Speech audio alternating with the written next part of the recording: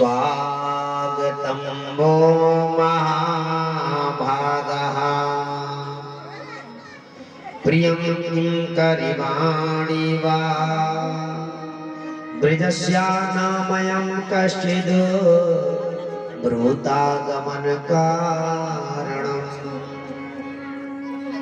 स्वागतं वो महाभागा प्रियं किं करिवाणि वा। गोपियों, आपका स्वागत है। आपको आपके आने से मैं बहुत आनंदित हो रहा हूं और आपको प्रसन्न करने के लिए मैं क्या करूं। अच्छा, फिर आने का कारण भी क्या है, ये भी बताओ। क्यों आई हो? बहुत ध्यान से सुनने की कथा है। क्यों आई? पहले बुलाया और स्वागत भी किया। स्वागतम वो महाभागा। कोई आपको रोज बुलाए, फोन करे, हमारे घर आओ, हमारे घर आओ, और आप पहुंच जाओ और आपसे वही ये कहे क्यों आए, कैसा लगेगा? पहले तो कहा आपका स्वागत है, आपके आने से मैं बहुत प्रसन्न हुआ, और मैं ऐसा क्या करूं जो आप प्रसन्न हो जाए? पहले तो कारण बताओ, आई क्यों? क्या कारण है आने का? अच्छा, अब मैं समझ गया, अब मैं समझा। आज चंद्रमा प्रकाशमान है, पूर्णिमा है ना, पूर्णिमा। तो वन की शोभा देखने के लिए आई हो। यमुना का किनारा है, कल कल पावनी यमुना बह रही है, और ये बाग बगीचे बड़े सुंदर लग रहे हैं, शोभायमान हो रहे हैं। ये वन की शोभा आप देखने आई हो। अगर ये सब देख लिया हो तो अपने अपने घर जाओ।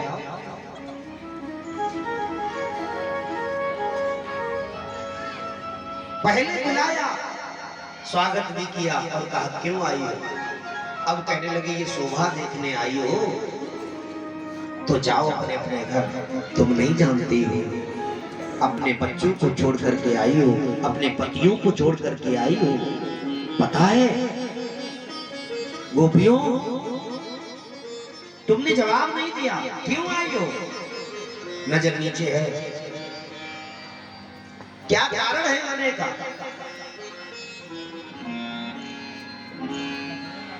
क्यों आई?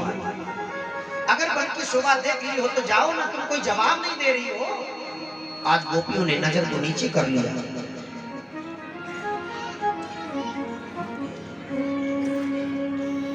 देखो, तुम्हें नहीं पता, इस वन में ना भयानक पशु रहते हैं, शेर, चीते। आधी रात को आप आई हो इस वन में, जाओ अपने अपने घर जाओ। रजन्यसा घोर रूपा घोर सत्वा निसेविता प्रत्याति ब्रजनेह स्थियं स्त्रमी सुमोध्यमः। रजन्यसा घोर रूपा, ये घनघोर घोर रूपा रात्रि में आप अपने पतियों को छोड़ करके आई हो। ये मध्य रात है, आधी रात। जाओ, तुम्हें नहीं पता पति की सेवा का फल क्या होता है? बताऊं? एक पत्नी पतिव्रता थी, अपने पति से बहुत प्रेम करती थी, और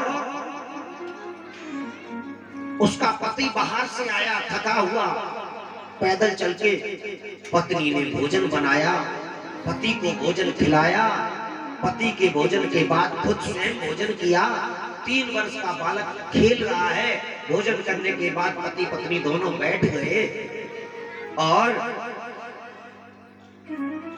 पति को नींद आ गई। पति ने अपना सर पत्नी के घुटनों पर रख दिया और सो गया। बालक 3 वर्ष का खेल रहा है, आगे अग्निकुंड है, आग जल रही है। वो बालक अग्निकुंड की ओर जा रहा है और पति को जगाती है तो पति पर धर्म नष्ट होता। कच्ची नींद नहीं जगाना चाहिए। पता है वो पत्नी परमात्मा को ध्यान करती है, अगर मैंने सच्चे मन से पति की सेवा की हो, मेरे बालक की रक्षा हो। नेत्र बंद कर लिए उस पत्नी ने, उस देवी ने। हुआ क्या, वो 3 वर्ष का बालक जो था वो जा करके अग्निकुंड में गिर गया। 2 घंटे के बाद पति की नींद खुली, तुरंत भागी, दौड़ी, देखा तो आग की जगह पर जल बन गया, अग्नि की जगह पर जल बन गया और वो बालक उसी जल में खिलौने कर रहा है, खेल रहा है। ये पति की कृपा है। जाओ अपने अपने पतियों की सेवा करो। गोपियों ने नजरें नीचे की, अपने अंगूठे से पृथ्वी को खोद रही है और नजर नीचे कर क्या कर, सुनती रही, भगवान उपदेश देते रहे। अब गोपियां एक गोपी कहने लगी, है गोविंद, मैं मानती हूं आप ही वक्ता है, आप ही वेद व्यास के स्वयं अवतार हैं, तो मैं भी, आपको बहुत कथाएं आती हैं, मुझे भी एक आध कथा आती है, आप बताना मुझे, मैं आपसे ही पूछ रही हूं।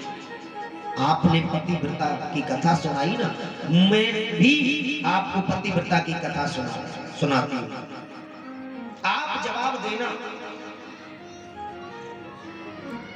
एक पत्नी पतिव्रता थी, पति बाहर जाने लगा, पति कहता है अब मैं 2-4 वर्ष बाद लौट करके आऊंगा। पत्नी रोने लगी, कहने लगी मैं तुम्हारे बिना कैसे रहूंगी। पत्नी का कर्तव्य है पति के साथ रहना। वो पति समझाता है मैं आऊंगा, लौट करके जब दोबारा आऊंगा तब तुम्हें ले जाऊंगा, जाना पड़ेगा, बिना जाए गृहस्थ कैसे चलेगा, घर कैसे चलेगा, कमाना तो पड़ेगा, बाहर तो जाना पड़ेगा। उसे समझा बुझा करके आज कहने लगा मैं जा रहा हूं। आज उसने पैर पकड़ लिए, मैं तो आपके साथ चलूंगी, मैं तुम्हें देखे बिना नहीं रह सकती। तो आज उस पति ने आज एक उपाय किया, अपने जैसी मिट्टी की मूर्ति बनवाई और पत्नी के पास जाकर के रख दी, कहा इसको देखो और मुझको देखो, बिल्कुल मेरे जैसे, जाओ अब तुम इसी की सेवा करना, इसी को देख कर, और मैं आऊंगा अगली बार तो तुम्हें ले जाऊंगा। वो पत्नी निरंतर सेवा करती रही। 3 वर्ष बाद वो पति असली आया और मिट्टी वाले पति की वो सेवा कर रही है। अब आवाज दी, देवी दरवाजा खोलो, मैं आ गया। हे कृष्ण आप बताओ उस पत्नी को क्या करना चाहिए, दरवाजा खोलना चाहिए या नहीं, आप बताओ क्या करना चाहिए, बोलो बताओ ना, बोलो।